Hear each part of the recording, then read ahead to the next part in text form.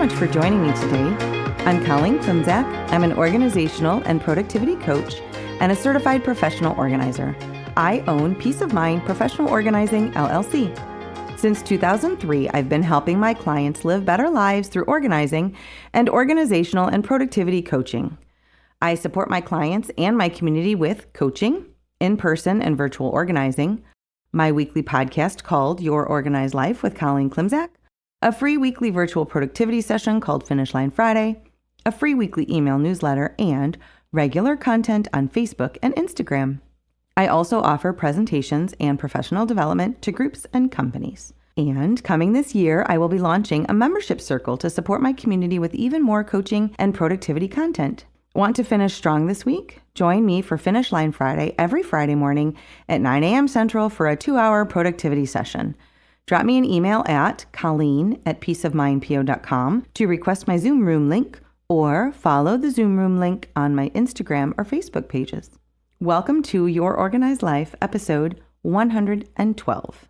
A public service announcement here. I have a number of organizational presentations coming up in January and also in the rest of 2025. And today's January 6th when we're recording. I actually have presentations scheduled for exactly 1 year from today, which I got to tell you, I'm pretty excited about that. So some of the presentations are free, some of them are virtual, some of them are right here in your neighborhood, wherever your neighborhood is. So check out my website, peaceofmindpo.com, and click the presentations page to find an event. And just this morning, my team and I planned a goal setting session for Tuesday, January 21st at 7 p.m. in my Zoom room. So keep an eye out for the registration information on that, but it's so new that it's not ready yet. So maybe by the time this podcast drops, I'll have it out. But please plan to join me on the evening of Tuesday, January 21st. So this week, we are looking at how to make habits stick. I had a conversation with one of my sons the other day about routines and habits. And for context, my sons are 20, 24, and 27 today at present. I was reviewing one of my first blog articles recently that I had written in 2010 when they were 5 and 10 and 12. So a lot has certainly changed since then, trust me. One is in college, the youngest, and 2 are professionals out in the working world. But I digress. So this son and I were talking about routines and habits, and he mentioned that he noticed that his habits and routines around his professional life are vastly different from his personal life. And hey, that is most of us. No judgment here. Truly, many people find that that is the case. I recall a client early on in my career who professionally, as his job, created and managed his company's document retention policies. And he hired me to help him out with his out-of-control personal papers. Hey, it happens, right? So sometimes we are organized in some parts of our lives, but not all parts of our lives. Similarly, I've been reflecting on my routines around home maintenance and business practices and how I am, mostly spot on in those areas, but I never get around to working out. What is that about, right? I am highly capable. I am highly organized. I know how to do this. And yet, So when I journaled for myself about where I stumble, I realized that some of the reasons my habits fail are because neglecting my habits and routines isn't outwardly visible. No one but me will know if I worked out or ate healthy or meditated today. And taking care of home and work and liturgy and clients impacts others and is visible. And that keeps me on track. Also, no one is paying me to maintain my personal routines and habits, unlike the business, meaning it's not unprofessional if I neglect those.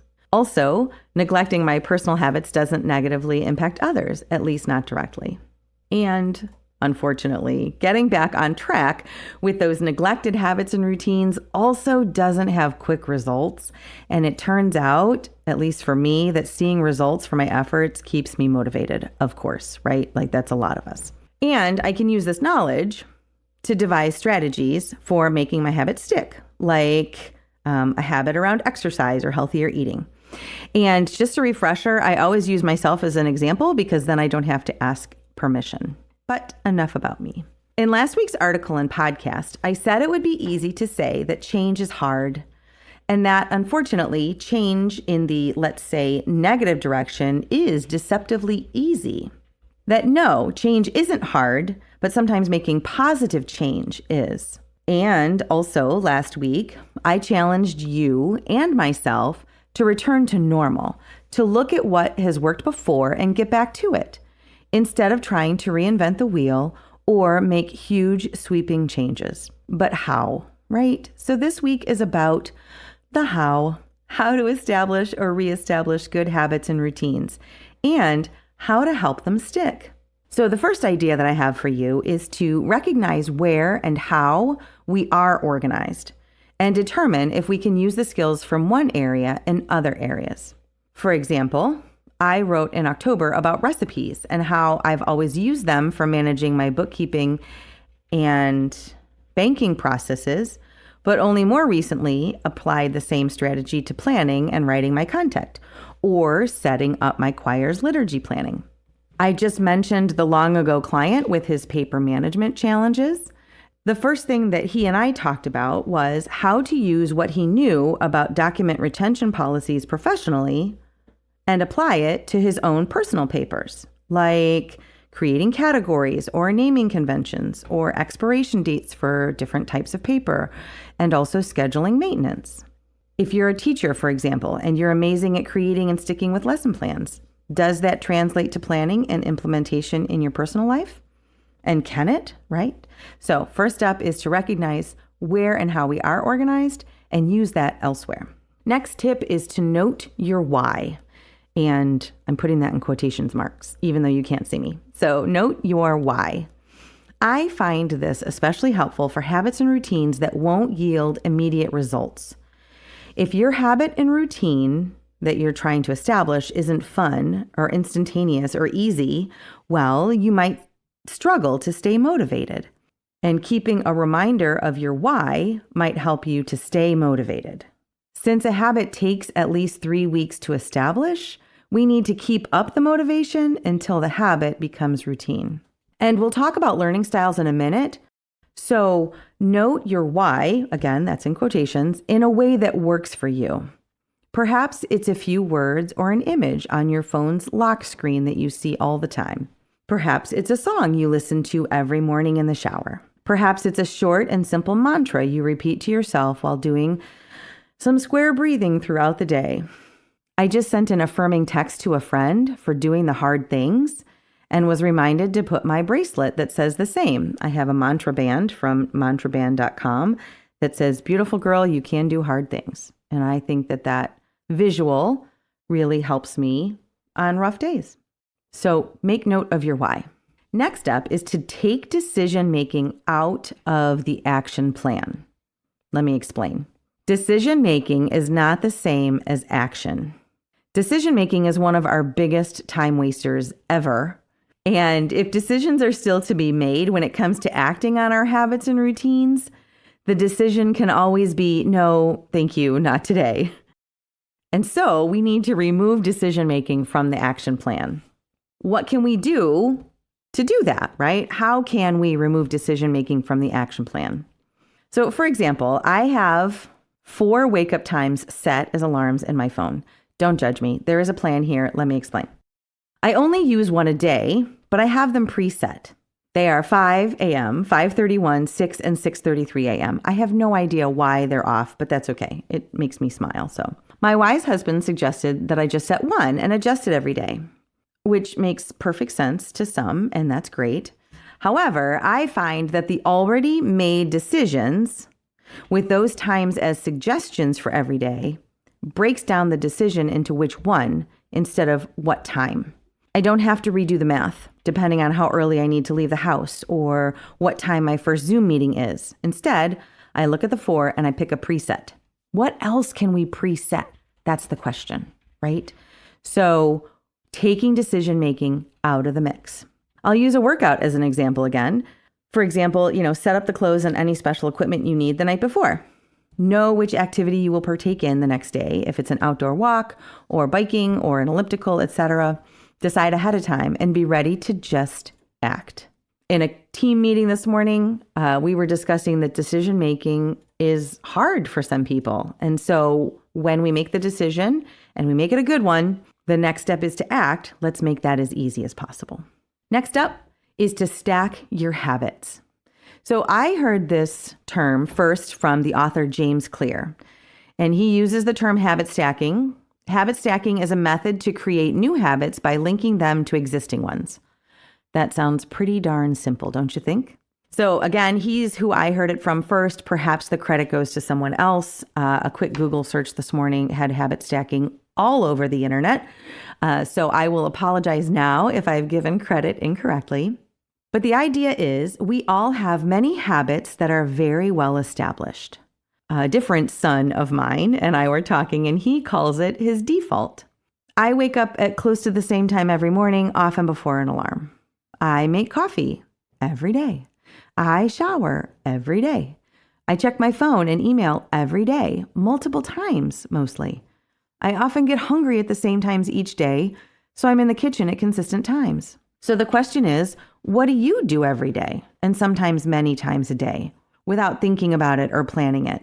Identify those every day or every week items and attach new habits or routines to those already ingrained habits and routines. In my presentations, I offer the example of my morning supplements and my morning coffee. When we remodeled our kitchen in 2017, I made sure that the cabinet where I keep my supplements is also where we keep the coffee. Because while I was not always consistent with taking my supplements in the morning, I am very consistent with my morning coffee.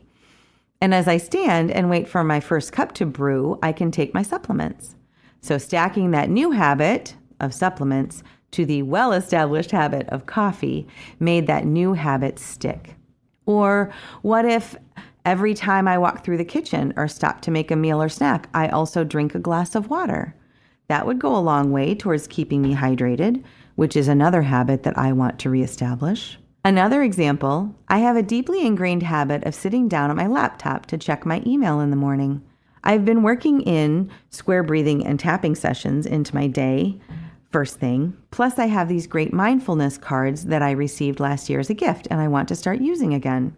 And at first, I wanted dedicated meditation space to do these things in, and then they never happened. So instead, I am working with the deeply ingrained morning habit of sitting down at my laptop and checking my email, and I am attaching a few Zen moments to the existing habit and location. And I'll let you know how it works. Next idea is to gamify anything you can. So per Google, gamifying means to apply typical elements of game playing, like point scoring, competition with others, or rules of play, to an activity, typically to encourage engagement, right? So a strategy to help our habit stick is to make the habit fun or competitive or new and novel, maybe reward-centered, and or social or community-based. There is nothing wrong with fun and games, so let's use them to help our habit stick. Track your metrics, create rewards for yourself, create competitions with friends, set your habit to music, phone a friend. Honestly, the options are endless. I often share the example, too, of a longtime client and friend who is a retired preschool educator, and she used a star chart, just like a student would, to track her new habits and keep herself motivated to keep up the good work. A star for each day a certain task is completed, and a full week of stars on the chart earns a prize for the weekend, maybe a special outing with a friend, fresh flowers in her home, maybe a special snack or prize. Hey, right? Let's gamify it. Let's make it fun. Why not? This type of tried and true motivator works for kids and adults. A part of gamifying your new habits and routines could also be to set micro goals, short-term and easy to achieve goals to keep those bursts of success flowing, which helps to keep us motivated. Finally, use reminders that play to your strengths. If you're a visual learner, leave yourself lists or Post-it notes, or use highlighters or really big clocks in your house. Or have your technology send you text messages. A reminder pops up on my Apple Watch if I haven't stood up and walked around in the last 50 minutes. And yes, that reminder helps me. Are you an auditory learner? I know I am. I learn well by hearing things. So use alarms on your phone, set timers, create a favorite playlist to help you rock your new habits and routines. Do you learn by doing or touching or moving things around? That means you're a kinesthetic learner. For you, the physical act of writing and then checking off habits and steps to your routines may be useful. Or using chore cards or magnets or other things that you can manipulate and move around may help. Some of us learn by saying things out loud. I'm definitely a verbal learner. So if this describes you, try describing your habits and routines to others, or creating a mantra or a single sentence to repeat to yourself to help you focus on your good habits, like the mantra that I mentioned earlier. Good habits may take time and energy to create, but having them and sticking with them will serve you well for years to come. You know more than you think, and you are highly capable in so many ways. If you are looking to create new habits and routines to support a better day, whatever that looks like for you, consider these strategies for helping your new habits stick. Support around things like routines and habits and productivity is what productivity coaching is all about. If it is time to invest in yourself and explore coaching for organizing and productivity, I would love to hear from you. Drop me a line via email at colleen@peaceofmindpo.com or message me through my social media platforms like Facebook, Instagram, or LinkedIn. Thanks so much, and I will talk to you next week.